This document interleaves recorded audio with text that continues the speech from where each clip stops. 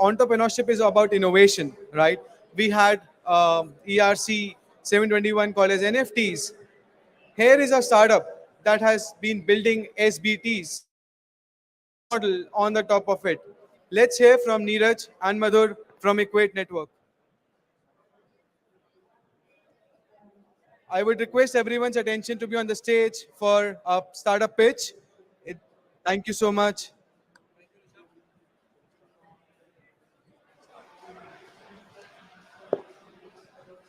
Hello.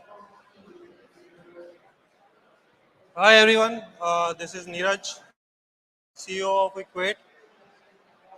Um, so before I start presenting EQ8 Network, I want to check how many of you understand DSOC and SBTs. No? Okay. Great. Um, so the basic, before we dive into the presentation, let me, just tell you the difference between a DAO and a decentralized society and what are SBTs, because that is what our product is based on. The basic difference between a DAO and a DSOC is that DAO uses coin-based voting and they use governance tokens, wherein the decentralized society use reputation-based voting and the SBTs for governance, right? Soul-bound tokens are nothing but non-transferable NFTs. Essentially, there are two type of account-bound. The bigger umbrella is account-bound tokens, which can be further categorized into soul-bound token, which are non-transferable NFTs, and the other one is non-transferable fungible tokens. Non-transferable NFTs are SBTs, which are like badges. Non-transferable fungible tokens are like points. So that is the basic difference, and with this we'll start about EQ8. So right now there are some fundamental challenges with DeFi. First and foremost being most of the DeFi protocols, rely on coin-based voting. Makes it vulnerable to governance attacks. Like anybody holding a bigger chunk of the coin can manipulate the voting outcome and get benefited. Like we saw in one of the governance attacks that happened on Compound, right? Um, and DeFi is like systematic sustainability, because currently you have to put over collateralize, you have to over collateralize in case you want to borrow funds, right? In case of a price crash, the collateral gets liquidated and there's a loss. So uh, to handle these two challenges, to overcome these two challenges, there is a need for traditional finance Web3. Traditional finance, sorry.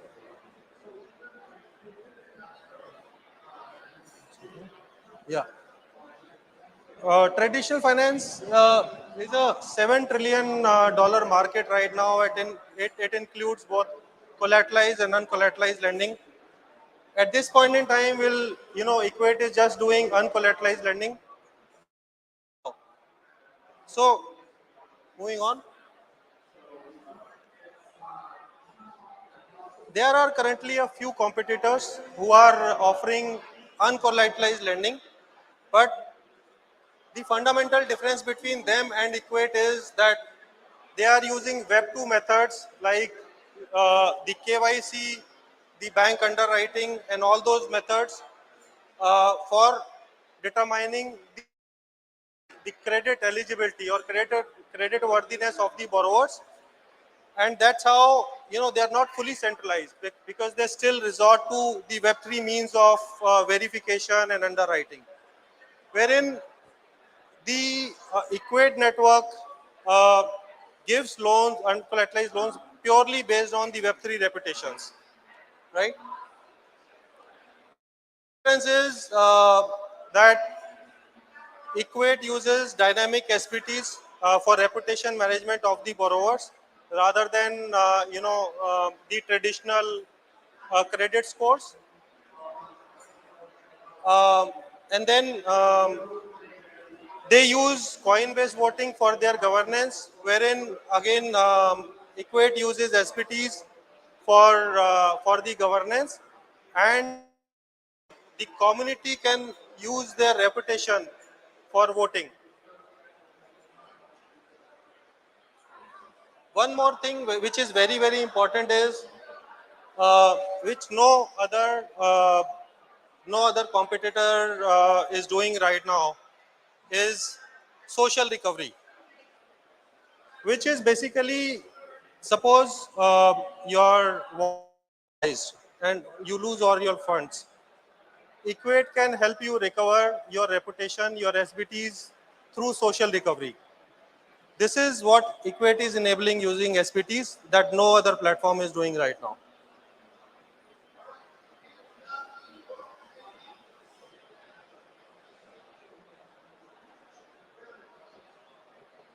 So last year in GITEX we launched and we have been growing organically.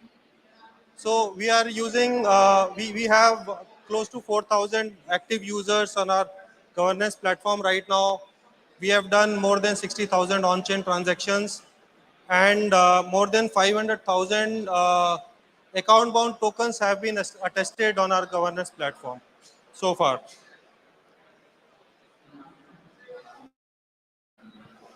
So these are, this is our roadmap and these are the 4 high-level milestones that we have. The first one is decentralized governance, which, as I mentioned, is already live and we have good enough traction there. The second one is decentralized society. Now, Equate Decentralized Society is a permission network, and the Equate membership is given based on BAP token, right? If you have the BAP token on your wallet, you can get Equate membership because as it happens in typical traditional Web 2, every time you go and apply for a loan or something, you have to get your KYC done, you have to, get evaluated on the credit score, right? Wherein we BAP token is issued based on the KYC done by Binance, and that's what we are leveraging. So that's what we are doing there. This third one is decentralized credit score, which is essentially based on 4 C's: character, capital, capacity, and chronicle. Traditional banks use 5 C's, and the fifth thing for now, as we are providing uncollateralized loans.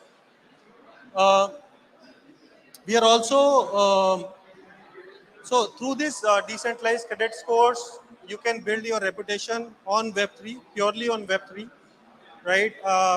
So, for example, you get GITEX POP, which enables get a credit of up to $100 on Equate platform, right?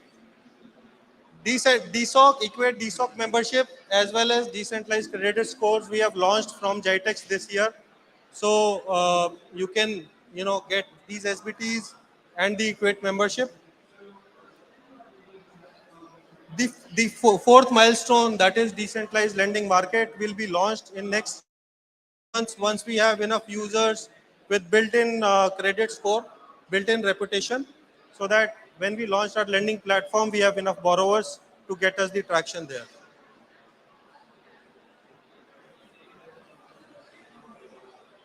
So we have been backed by some of the good names, big names in the industry, and going that keeps us motivated.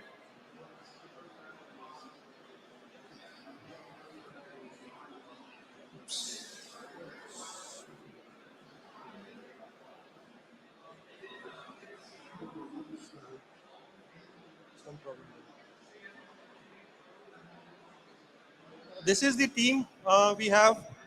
Madhur, who's the founder and CEO, has working with Government of India.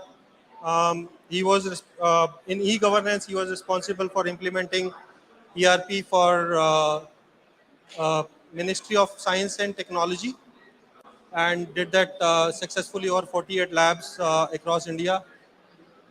I have 21 years of more than 21 years of experience in IT delivery and program management, and been working with the Fortune companies. And Akshat has more than 10 years of experience in data insights and research, and has experience of handling some of the big corporate clients in that domain.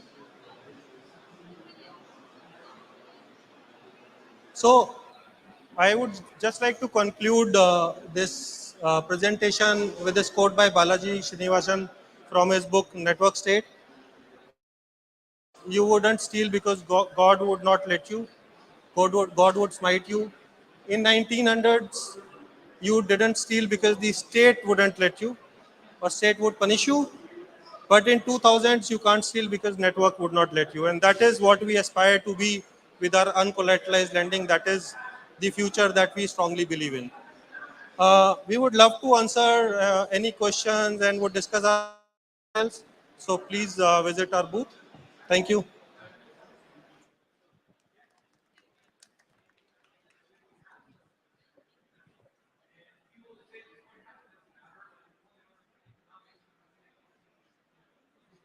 Please give a big hand again to our previous speaker.